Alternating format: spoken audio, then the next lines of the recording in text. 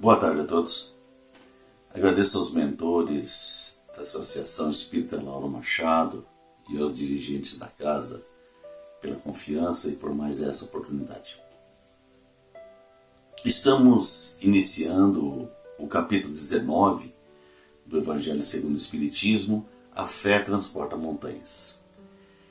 E o tema de hoje é Poder da Fé, que está nos itens 1 a 5 deste capítulo 19.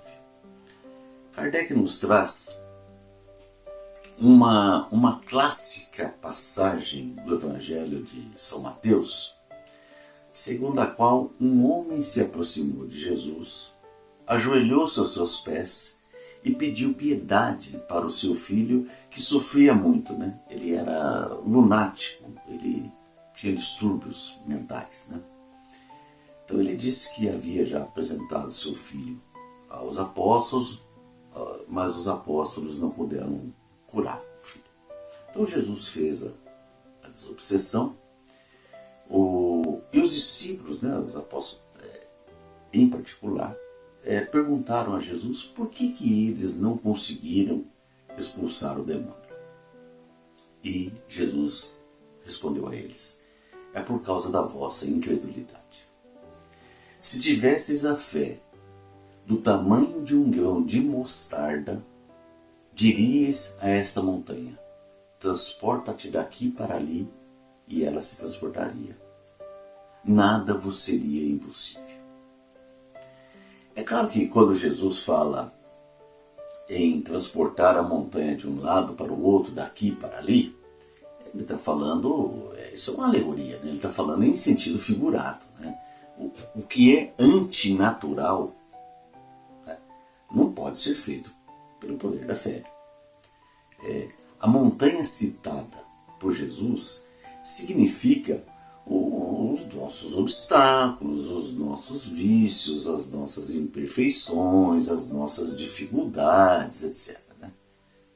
Então, conforme Jesus disse, com fé, por meio do poder da fé, transportaremos esses obstáculos.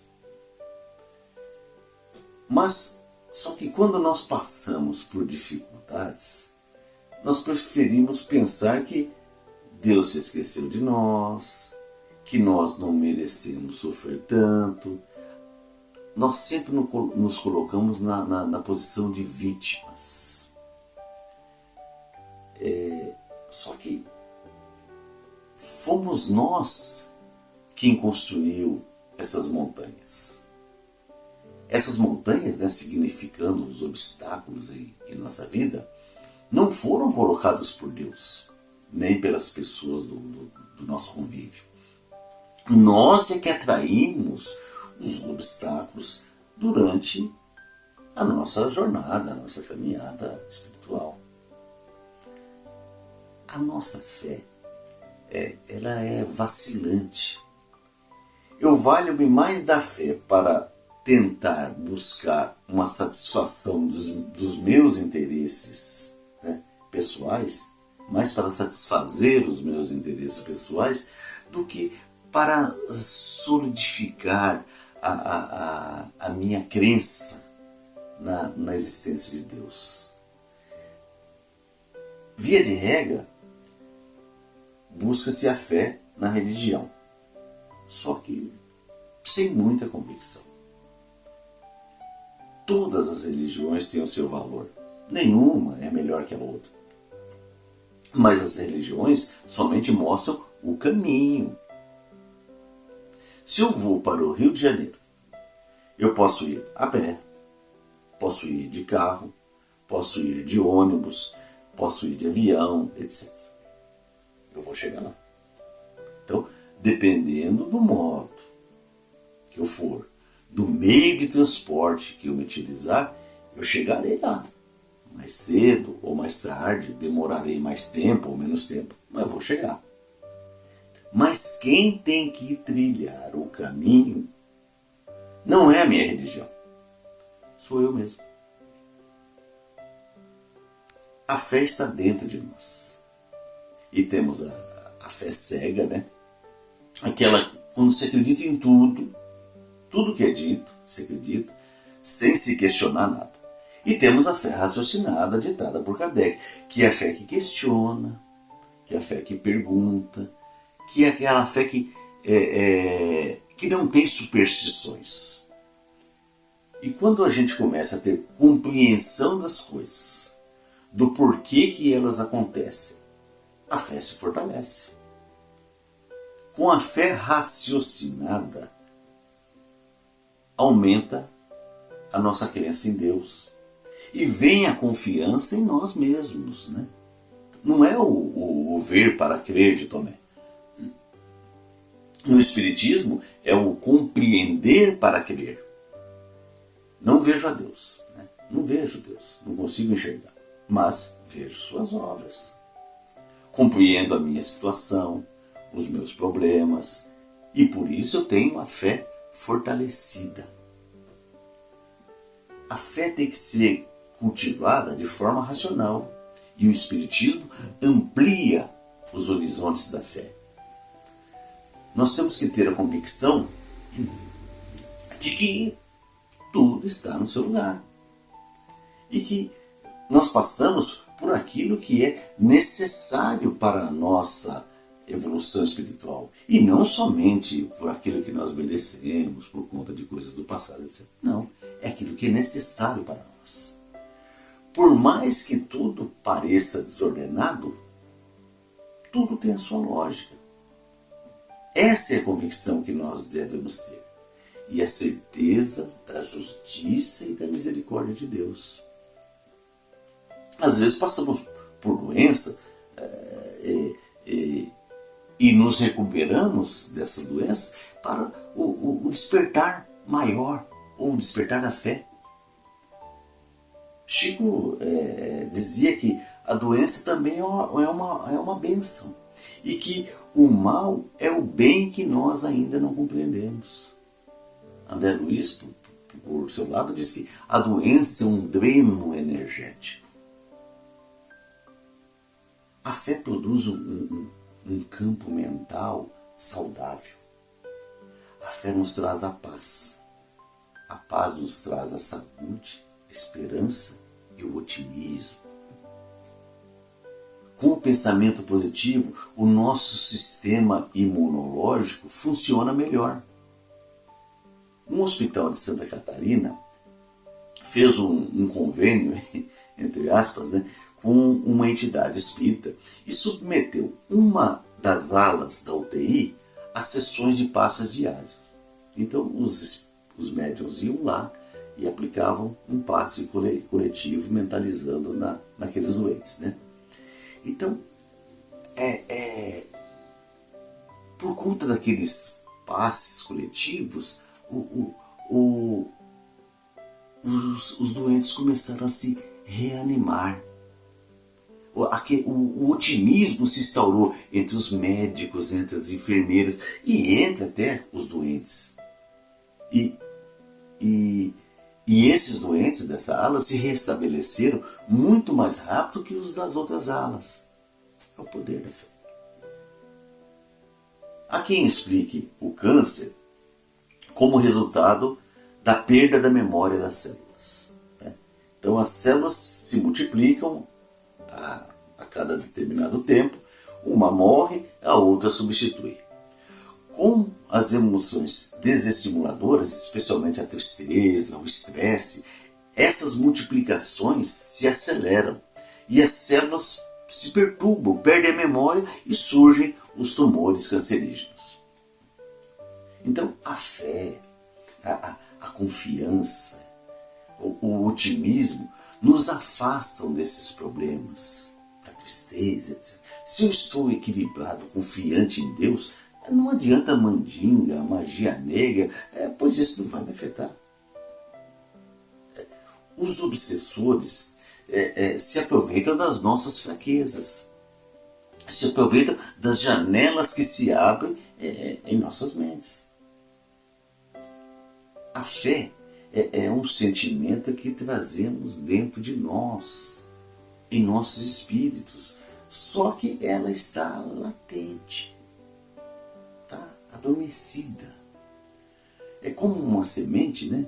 Ela precisa ser plantada, adubada, regada todos os dias para que a árvore floresça e no fim dê bons frutos. Então a fé precisa ser trabalhada. Então, à medida que nós desenvolvemos dentro da gente o amor e a certeza da existência de Deus, a fé se multiplica e a alegria se renova. Joana de Ângeles, mentora de Divaldo Franco, disse que nós somos hoje o resultado do que fomos ontem. E seremos amanhã o resultado do que somos hoje.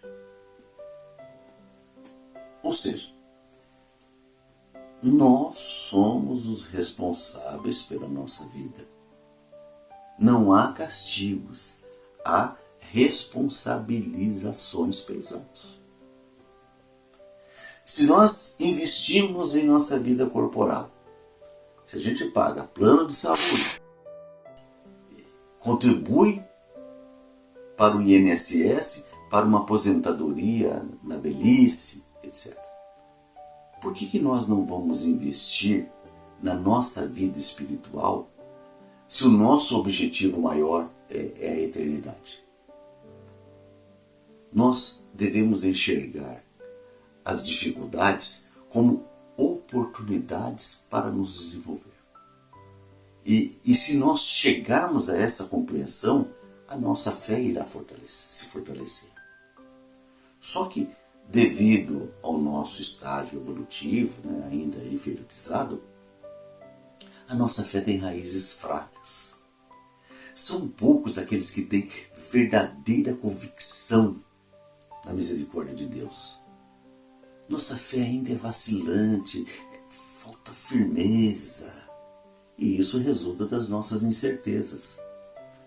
Ainda não nos convencemos completamente das palavras de Jesus de que não cai uma folha de uma árvore sem que Deus consinta, e de que até o fio dos nossos cabelos são contados. No meu caso, até é mais fácil essa contagem. Normalmente a gente acredita em Deus quando tudo está acontecendo a nosso favor. Tá tudo bem, tá tudo bem. Mas quando vem as dificuldades, a dor, nós nos revoltamos com Deus. O que é que eu fiz para merecer isso? Deus está sendo injusto comigo. Perco a fé. Mas se eu perco a fé, é porque ela não estava sólida dentro de mim. Nas dificuldades da vida, nós não enxergamos aquelas mãos espirituais que sempre nos amparam. Mas a nossa fé vacila. Ora tem, ora não tem. Ter fé é saber também esperar, confiar na divina providência. Às vezes pedimos e não obtemos. Talvez porque não seja aquilo que não necessitamos. Ou talvez porque a gente não merece mesmo dele. Mas nós precisamos estar certos de que, quando não houver mais nenhuma saída, quando não houver mais nenhuma alternativa, se a gente tiver fé, Deus, por meio dos espíritos superiores, virá em nosso rosto. Jesus, o espírito mais evoluído que encarnou no nosso planeta, trabalhava somente em razão da sua fé.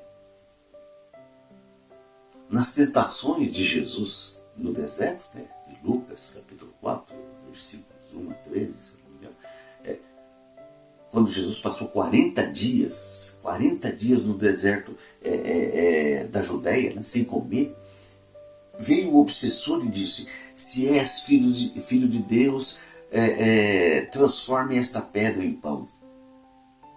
E Jesus respondeu: nem só de pão vive o homem.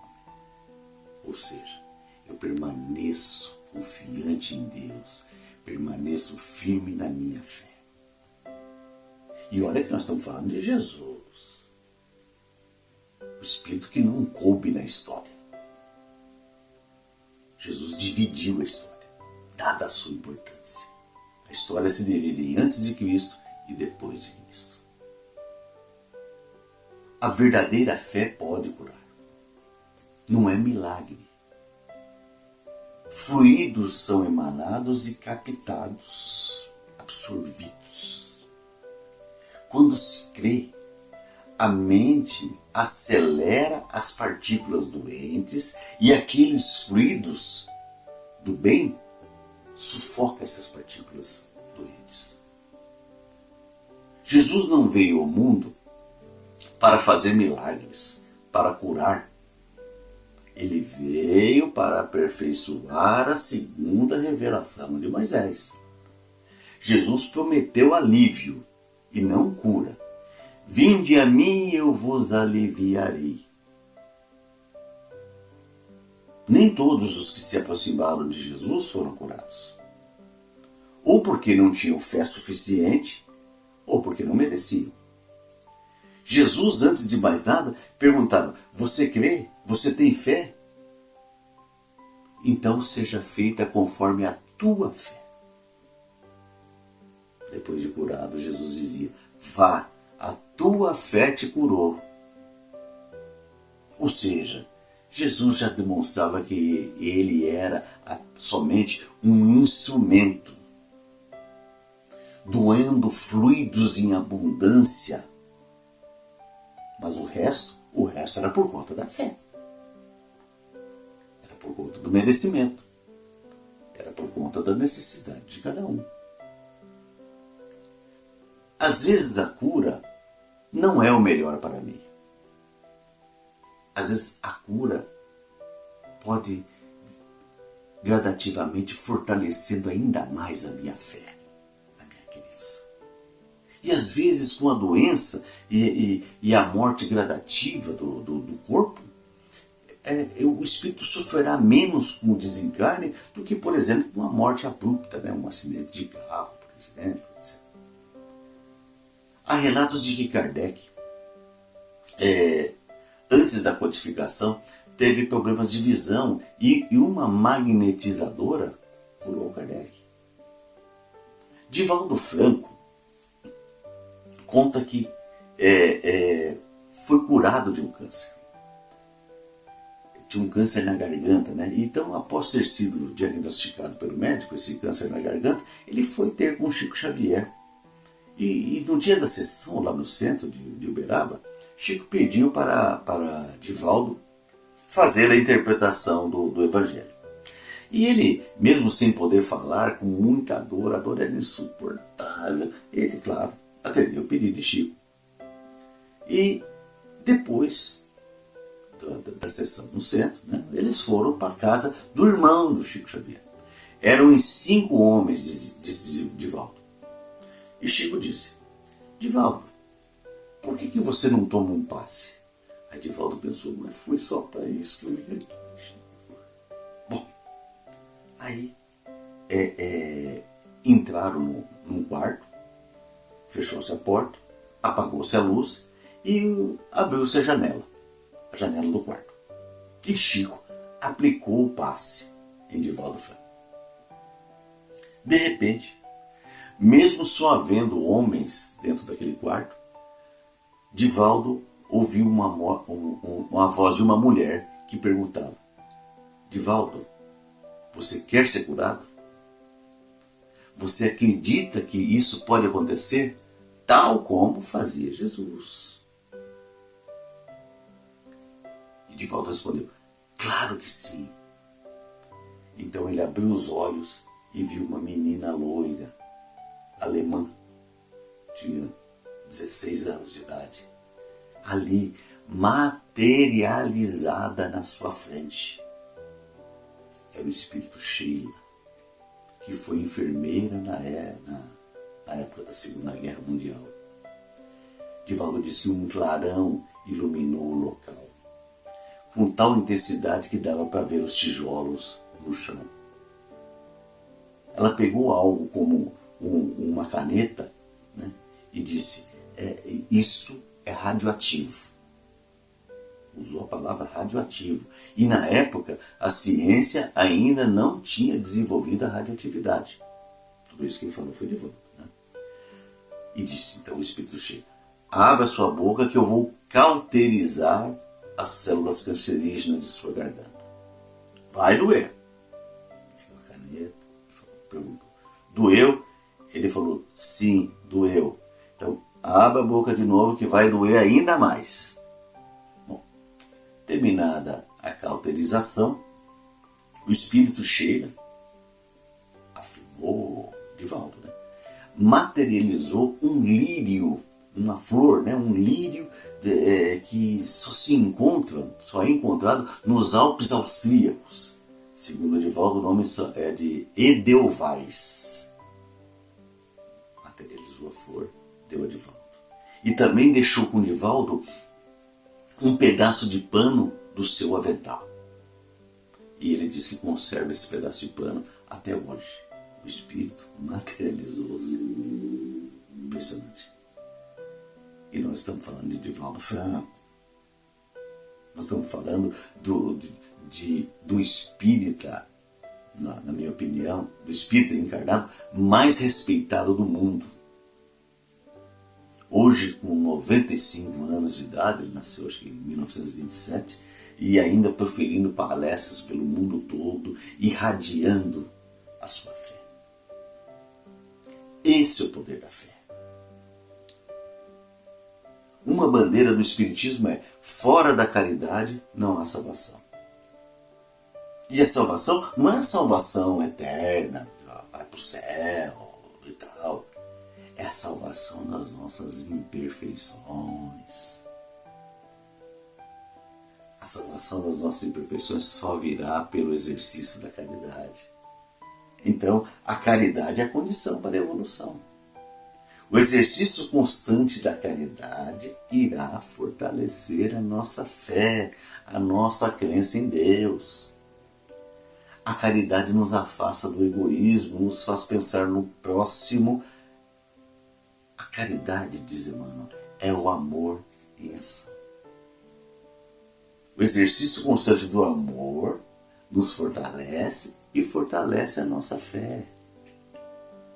Na verdade, né, apesar de muito romântico, muito bonito, né, é um equívoco dizer que o amor está no coração. O coração, na verdade, né, é uma bomba que distribui sangue pelo corpo. Né? Mas continue usando dentro do meu coração, que é bonito. Né? Mas, na verdade, é uma bomba que distribui o sangue pelo corpo. Né? Mas, na verdade, a gente ama pela mente. Quando amamos, o cérebro produz um fóton que se reflete na saúde. Então, quem tem mágoa, quem odeia, quem não ama, adoece mais fácil, porque ele sempre estará mais frágil. Portanto, fé, amor, caridade estão umbilicalmente unidos. Estão umbilicalmente ligados. Quem não tem fé convicta torna-se indiferente, não tem motivação para ser caridoso. Para que eu tenho que ser caridoso? Para que? Cada um com seus problemas. Infelizmente, na maioria dos casos, nós não queremos nos envolver com as dificuldades do próximo. Não queremos sair da nossa tranquilidade, da nossa zona de conforto. No máximo, eu faço a caridade até o ponto que não me atrapalha, que não me incomoda. Mas nós devemos pensar ao contrário. Isso é que nos ensina o Espiritismo. Que somente pelo exercício constante da caridade, da entrega, é que nós iremos fortalecer a nossa fé. Conta-se que Chico Xavier soube que seu ex-patrão, o Senhor Juca, havia desencarnado. E esse ex-patrão estava tão pobre que a família não tinha dinheiro para comprar o caixão. E ia ser enterrado como indigente. E Chico disse para a família para não enterrar o corpo antes dele chegar. Como ele não tinha dinheiro, né, tirou o chapéu e foi de casa em casa esmolando para ganhar dinheiro para comprar pelo menos um caixão para o seu ex-patrão. Na rua, ele andando, ele sem querer esbarrou num cego e Chico, com aquele todo seu jeitão, disse: senhor, me desculpe, é que eu estou distraído tentando arrumar dinheiro para enterrar o senhor Juca, meu ex-patrão, a pessoa que me deu o meu primeiro emprego e tal. Então o cego, comovido, pegou o dinheiro que ele havia esmolado durante o dia, né, até aquela hora, e deu todo para Chico Xavier. Puta grandeza num homem que viveu entre nós aqui no Brasil, movido unicamente pela fé, pela bondade, pela humildade. Quando desencarnou, dizem que um facho de luz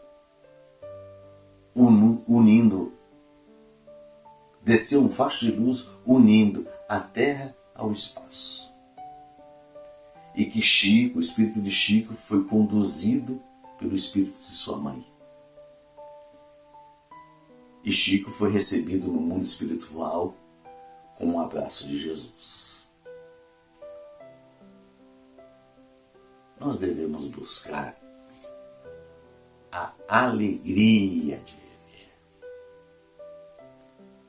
A felicidade se conquista com atitudes e não com posses. Não é ter milhões numa conta bancária. E não é só querer ganhar na Mega Sena, na loteria. É atrair o bem. É conviver com o bem. É se revestir de leveza.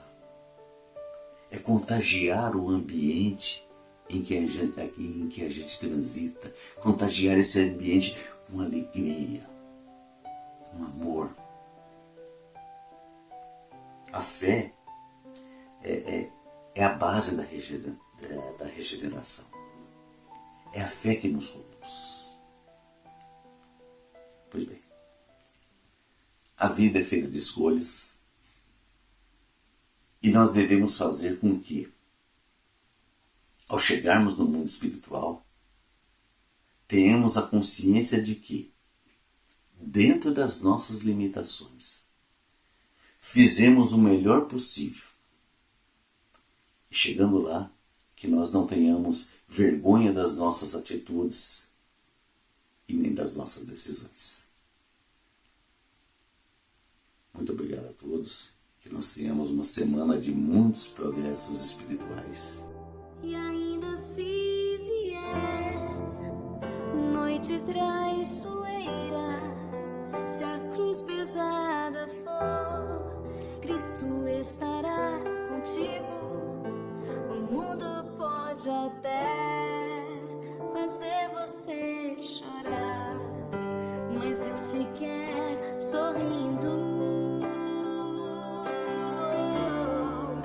E ainda se vier noite traiçoeira, se a cruz pesada for, Cristo estará contigo. O mundo pode até fazer você chorar, mas Deus te quer sorrir.